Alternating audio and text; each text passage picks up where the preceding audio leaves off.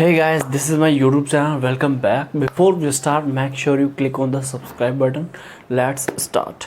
दोस्तों आज मैं आपसे बात करने वाला हूँ कि रीचेकिंग और जो रिवोल्यूशन और जो रिटोटलिंग होती है या फिर आप जैसे बोर्ड से कॉपीज़ मंगवाते हो तो उसमें है जो क्या क्या प्रोसेस होती है, किस में मार्क्स है जो बढ़ने के चांसेस रहते हैं, रिवोल्यूशन में मार्क्स बढ़ने के चांस रहते हैं या फिर रिटोटलिंग में रहते हैं, या फिर आप कॉपी मंगवाते हो जिसमें है आपको मार्क्स बढ़ने के चांसेस रहते हैं, और इसकी जो प्रोसेस होती है बोर्ड के द्वारा वो कितने दिन लग जाते हैं और इसका जो रिज़ल्ट आता है वो कब आता है, और किस ट्रिक से या फिर अपने को रिवोल्यूशन या फिर रीचेकिंग का जब अपन फॉर्म भरते हैं तो तब अपने को किन 3 चीज़ों का ध्यान रखना होता है।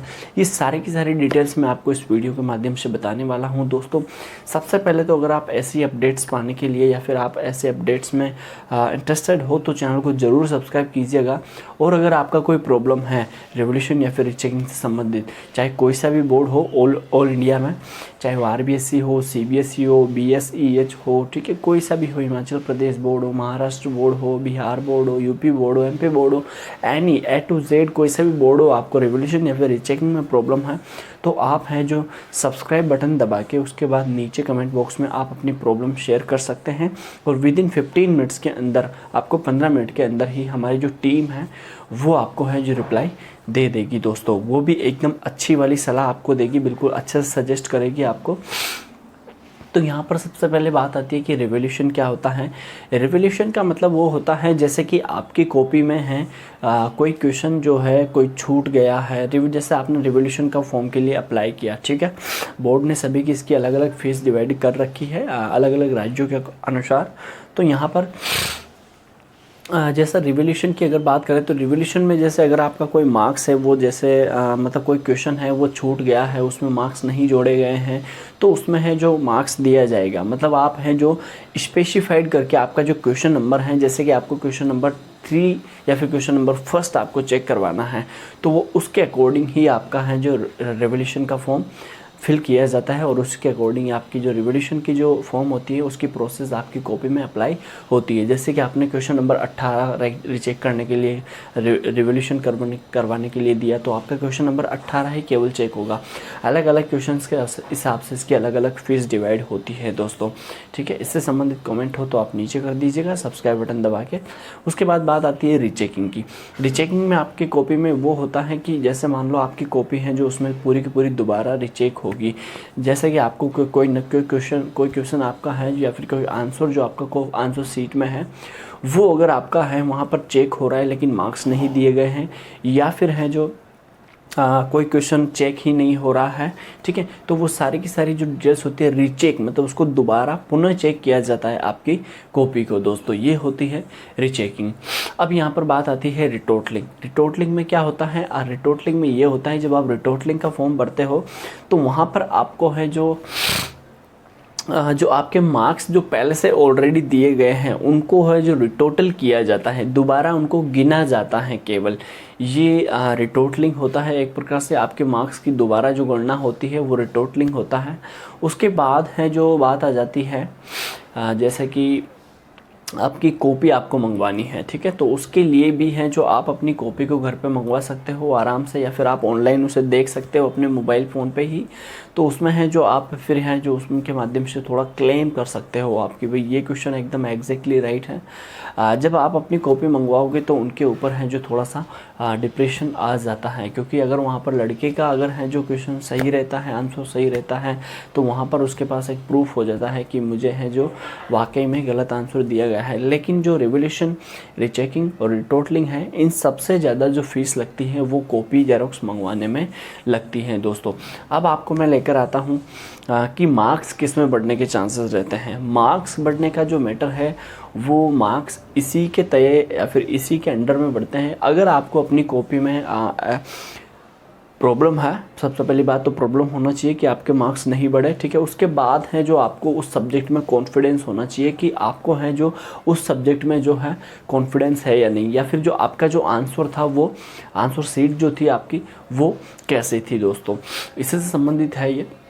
अगर आपको कॉन्फिडेंस था और अगर आपने आपके आंसर मैच कर लिए हैं, दोबारा पेपर देख के भी आपके पास पेपर पड़ा होगा, दोबारा आंसर मैच किए हैं, माइंड से मैच करना होगा वो, तो आपके हैं जो ज़रूर है आपके मार्क्स बढ़ेंगे। और मार्क्स घटने के चांसेस ज़्यादा रहते हैं या फिर बढ़ने के चांसेस ज़्यादा रहते हैं, ये भी चीज़ मैं आपको बता दूं। तो यहाँ पर मार्क्स जो हैं वो लगभग दोनों ही 50-50 डिपेंड करता है। आपके मार्क्स बढ़ भी सकते हैं या फिर है इंक्रीज़ भी हो सकते हैं या फिर डिक्रीज़ भी हो सकते हैं, डिपेंडेड ऑन योर राइटिंग या फिर depended on your writing skill और योर आंसर सीट। ये डिपेंड करता है आपकी उत्तर पुस्तिका जो है और उसके बाद जो आपकी लिखावट शैली है उसके ऊपर दोस्तों। अगर आपकी लिखावट ख़राब है और एग्जामिनर जो चेक करने वाला है उसके समझ में ही नहीं आ रही, हालांकि आपका क्वेश्चन आपके रिकॉर्डिंग आपके राइटिंग के अनुसार सही है, लेकिन अगर उसको कुछ समझ में ही नहीं आ रहा है तो वो किस में नंबर देगा। अभी आपको मान लो मैं कुछ लिख के दे दूँ, ठीक है, और आपको वो क्वेश्चन 5 नंबर का है या फिर 7 नंबर का है और फिर मेरी राइटिंग मेरे खुद के समझ में आ रही है, ठीक है। कुछ स्टूडेंट तो ऐसे होते हैं जिनकी राइटिंग खुद के भी समझ में नहीं आती, ठीक है। अब मेरी राइटिंग लेकिन मेरे को समझ में आ रही है, मैं ये वाली सिचुएशन दे रहा हूँ आपको। अब आपको है जो वो राइटिंग समझ में नहीं आ रही है और मेरा जो आंसर है वो मेरे अकॉर्डिंग बिल्कुल सही है, मैं उसको सुना भी सकता हूँ आपको बोलकर, लेकिन वहाँ बोर्ड में बोलकर सुनाने की तो कोई मतलब ये एबिलिटी चेक की नहीं जाती। तो वहाँ पर अगर उसके कुछ समझ में ही नहीं आएगा या फिर आपको मेरी राइटिंग बिल्कुल समझ में नहीं आएगी तो आप उसमें नंबर दोगे किस में, ठीक है।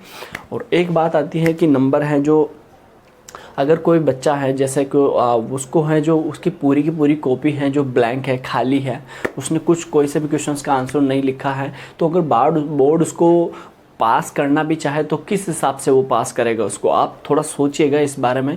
अगर आपने है जो क्वेश्चन नंबर फर्स्ट है, क्वेश्चन पैसेज है इंग्लिश में फर्स्ट 7-8 नंबर का जो आता है, उसमें अगर आपने किसी का आंसर ही नहीं दिया है तो उसमें मार्क्स आपके आएंगे कहाँ।